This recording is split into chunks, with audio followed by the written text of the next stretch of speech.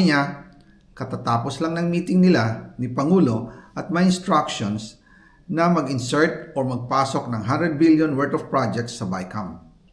At sinabi pa ni Sec Mina, you can confirm with Yusek Adrian Bersamin dahil magkasama sila sa meeting ni Pangulong BBM noong araw na yon.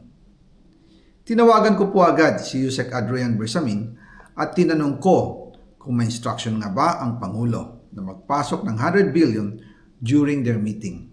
Ang sabi niya ay totoo nga po. Right after our conversation, tinawagan ko po si dating Speaker Martin Romualdez at nireport ko ang instructions ng Presidente to insert the 100 billion projects.